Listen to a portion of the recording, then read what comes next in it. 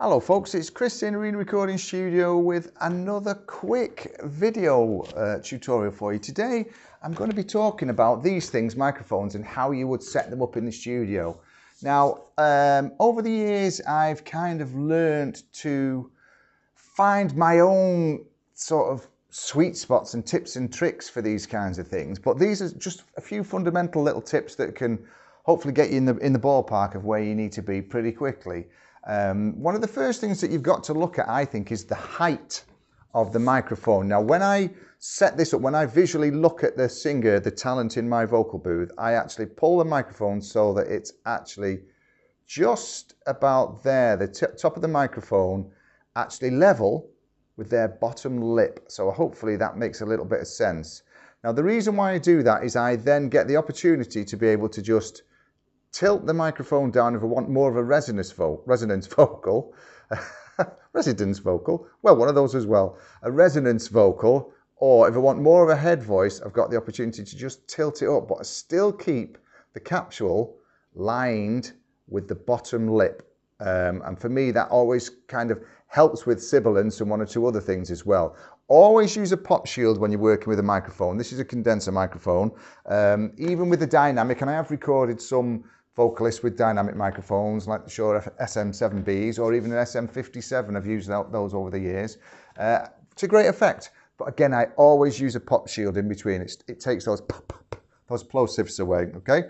So from a side view, we would probably be looking at the vocal there. Now, several things that I'm looking for is also, I'll just go back to this front view. This is the reason why I'm shooting it like this and not in the vocal booth. It's because what I tend to look at is I'll just deflect the microphone by doing this. When it's in front of the singer, I'll just do this kind of thing.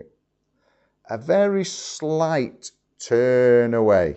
And I always think that that helps a little bit extra with the sibilance of when I'm recording a vocalist as well. Now, the techniques that are involved with this is, do I record with a compressor? It depends. Again, it depends on the talent. It depends on the arrangement of the song. But I'm kind of listened to all that sort of stuff. So I know when the talent comes in, I know what I'm looking to do, and I know probably which couple of microphones I'm going to test on the singer. And I'm normally pretty good with one or two. I can go, that one or that one's going to work for this kind of voice or this kind of track or this kind of song. So tips for you, if it's like a pop artist or somebody like that, when this microphone's in place, if they are, and obviously we've got a pop shield here in between us, if they are singing something that's very la la la la la la la, kind of breathy, then you'll see sometimes on music videos you see this, and it makes me want to go a lot of the time, but sometimes it can work. The expression that we use in the industry is it's like singing into a baby's ear. So with the pop screen in place, the talent would be up against the pop screen, and they would be la la la la la. Now this is something that captures that breathiness, that real gentleness, because if you explain to the singer or the vocalist that they are singing into a baby's ear, they're not going to go ah and really power it out. So it's a good little tip to think about what the element of the song is that you're recording. Is it a gentle introduction? If it's not, then you don't need to worry about that technique. If we're looking at something that's a little bit more la la la, a little bit more forceful vocally, then at the normal range I would go for is this tip. This kind of thing is where you need to be distance from the microphone. So where my thumb and little finger meets there, that would be where I would have the pop shield. It's literally splitting it right in the middle. That's where the pop shield would be, and then the microphone would be, and so on. And that gives me the opportunity again to line it up with the bottom lip, which then, and then a little, very little twist on it, only maybe 10, 15 degrees, that's all. I just find that works for me. And then I would see what the element of that song determines as well. Then the beautiful one for me, which is when we get a classical singer or somebody that's trained in opera, and they literally are, whoa, 3-4 foot away. Now the beauty of this is you're capturing more of the element of the room. This for me is a similar technique to recording a drum kit with one microphone. You just position it back, capture the sound of the drums in the room. This is the same thing for a very, very powerful, and I'm talking guys that are sort of, real powerful, shouty kind of singers. They're the ones that this needs to be well away. They're the ones that I tend to just tittle with a bit of compression as well. Fast attack and kind of a sort of reasonably quickish release as well. Just to tame a couple of bits that I might not get with them when I'm watching the levels. Because singers tend to do this sort of thing as well. This is what singers will do. They'll be headphoned up, pop shield, and they'll be la la la la la la la la la la la la la la la la la la la. They're moving around constantly, which is not great for recording. You like a static source to record. Singers are a bit of a pain in the butt. A good singer who works in the studio will literally be in exactly the same position on all the take that you're working on.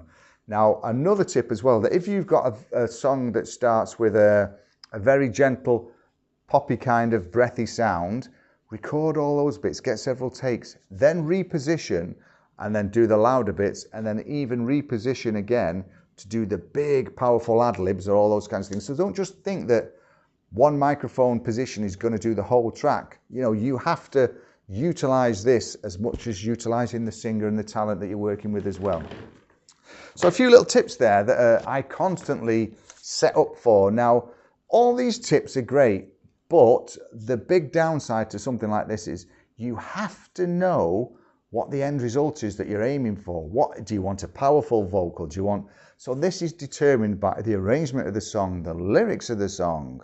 You know, sometimes I've worked with singers and they're trying to sing a phrase and the consonants and the vowels just really destroy the phrase that they're trying to get out, and they think they've written this amazing lyrical masterpiece. But what we do is sometimes I'll simplify these things, and then they'll go again, and then they'll go, that was so much easier. I managed to hit those notes. It was a purer tone. You know, as an engineer, as a recording engineer or a producer, you need to be looking at all these sides to this talent that you're working with. So think about the arrangement. Listen to the song 3, 4, 5 times before you even reach for a microphone. Then that should give you an indication of what kind of setup that you're looking for. Talk to the singer, talk to the talent, and talk to the salad. Talk to the talent, and then see what their thoughts are on it and how they want to project, because ultimately getting this right when they go in is how you're going to capture a great vocal. And then it makes your whole mix process far easier, far better, and far more controlled. It'll sound slicker, more polished, and more professional. So I'm going to try and keep regular updates of little tips like this that are really useful day-to-day things for anybody who's recording at home or anywhere like that as well. So take those into account, apply them, comment below, let me know how you go on, see whether it does make a difference. You know, think about the source all the time. That's what I always do. What am I recording?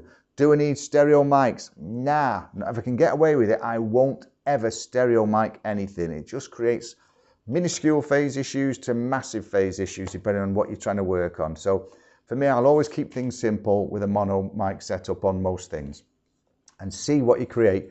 Comment below, give me a like and a share, and please give us a subscribe, because it really does make my day.